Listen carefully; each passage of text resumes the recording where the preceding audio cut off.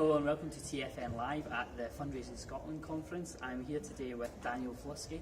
Daniel is the Head of Policy and Research at the Institute of Fundraising, and he is speaking this afternoon in a session with Send Scotland Chief Executive Andy Kerr. Thanks for joining us, Daniel. Do you want to start off, just tell me a wee bit about what your role is at the IOF? Sure, so I'm Head of Policy and Research, and in the main that basically means the work that I do is talking to our members, understanding what their needs, priorities are, and thinking about what the Institute wants to say as an organisation to government or to other stakeholders on behalf of fundraisers. And I understand your event this afternoon is going to be focusing on trustees. Can you tell me a wee bit about your event and who it's aimed at and why people might want to come along? Sure, so the session is around trustees and their role in fundraising. I think it's something which has kind of been quite prominent over the last year, 18 months or so, in terms of issues around fundraising practice, governance, oversight, the role of that trustee in terms of how they put together a fundraising strategy, their role of putting together a team, making sure that the work with the fundraising team and operation is working really well. I think you probably saw some examples last year of what happens when that relationship doesn't go so well, and some trustees being kind of open to say we weren't aware that this was happening, maybe we hadn't given enough oversight and thought about this. So what we've been doing at the Institute over the last time really is thinking about how we can help trustees do that role well. It's a hard role, they're volunteers.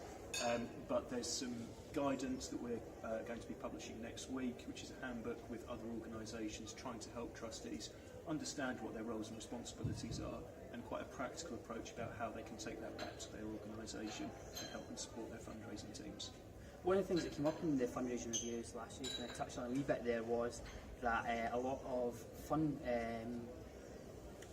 trustees, they didn't really feel they had sufficient involvement in fundraising campaigns right from the start, so they maybe didn't quite know what was going on with the campaigns. Is that something you recognise, or is there ways to kind of try and combat that problem? Sure. I mean, I think it's every trustee and every trustee board will be different from each other, especially when you've got a sector which has got hugely different, diverse kind of organisations. So you wouldn't want to kind of have a complete generalisation. But I think probably over the last year, lots of boards have actually been asking themselves the questions: are we doing this well? Should we be doing things better? And that's fine. You can ask those questions and think, actually, no, we're doing all right. But the key thing is to make sure that you've got some time to reflect, check what you're doing, and look at how you can maybe do a better job if you need to about overseeing that fundraising team. You of course need to get a balance. You don't necessarily want every trustee signing off every email that comes out, looking at every single letter, but they need to be aware of the process, how the organisation is fundraising, and of course, setting and directing a fundraising strategy that will put in place the kind of things that enable that charity to grow and remain sustainable in the future. And do you think trustees appreciate that they carry a kind of ultimate responsibility when it comes to ensuring charities comply to the law? And likewise, do you think fundraisers have got that understanding as well? I think trustees probably have got that overall understanding of their role as a trustee. I wonder whether it maybe hasn't been quite as clear and consistent and prominent enough about what that means in relation to fundraising. So I think every trustee will be looking at annual accounts, and they'll be looking at what's coming in and what's going out. But maybe what they haven't looked at in quite as much depth or detail is, well, what are those actual activities that are bringing in that money? If the only question you're asking as a trustee is, are we hitting target, then you're missing something. You've got to look at, how are we doing this? Is it the kind of fundraising that our organisation wants to be doing, the values of our charity? How are we approaching donors? Those kind of conversations and questions need to be happening. And you yourself are a trustee at the Children's Hospice charity Haven House. Yes, that's right. So how important from your personal perspective is it that fundraisers have good relationships with the board then, so they can really work together? Yeah, I mean, it's really important. It's been fascinating being a trustee and kind of seeing it from the other side. We've got, I think, a really good relationship and working kind of relationship with our fundraising team. I think one of the things that trustees need to do is be present, and that doesn't just mean going to the trustee board meeting, but that means going out, having time to meet with fundraisers, meet with the team, understand what they're doing.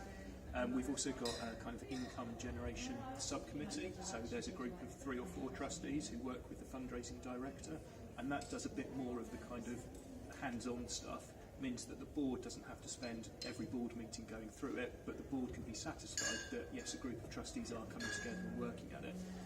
That's a model that works for us, and I think has really helped to get a really good relationship between the fundraising team and the trustees. But it's not quite a one-size-fits-all model. There might be different things that work for different charities. And part of your role at the IOF, I believe, is to keep up to date with members' priorities. Yeah. Is there a lot of kind of trends, similar priorities coming up just now? Is there one or two that you think that will maybe be quite important over the next year? Or? Yeah, I mean, you could probably ask that question to any fundraiser and you probably get a different answer. But yeah, I think there probably are some kind of general trends or common themes. Certainly, people are probably going to be coming to grips with a changing regulatory system. And obviously there's a different regulatory system in terms of fundraising developing in Scotland than there is in England and Wales, potentially in Northern Ireland as well. So wherever you are and whichever charity you're working for, you're probably going to be looking around just checking exactly what's going on. So I think, and from our point of view as the professional membership body, one of the key things is really trying to help fundraisers be up to date with any legal changes, what the regulatory system is, because we want to make sure that people are confident about how they're going about their activity. I mean, some of the other kind of common themes, I guess, that are coming up is Brexit is having quite a number of conversations across the sector about what that will mean and how it might affect different charities. People scared of Brexit? I think that people are, well, uncertain as much as anything, and obviously uncertainty brings its own kind of worries in terms of planning and strategy. My feeling tends to be that I think the immediate stuff around Brexit is about how it affects the economy, because the biggest thing that impacts on charities is the economic situation and context you're working in. So if suddenly your costs are going up, or VAT goes up, or something like that, or the cost of delivering your services goes up, then that's going to have a real impact on how charities operate.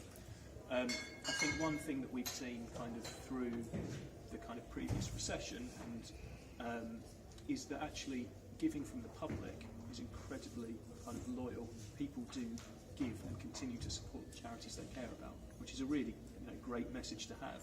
Obviously we're not complacent about that, but it's really good to see that people do still support charities even when their times are challenging.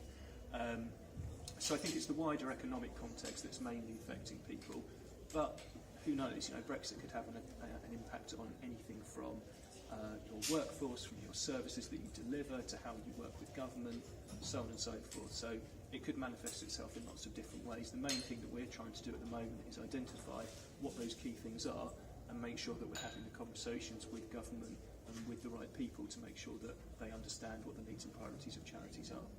Definitely. That's all we've got time for us now. Just thank you very much for joining us, Daniel. That's great. Thanks, Paul.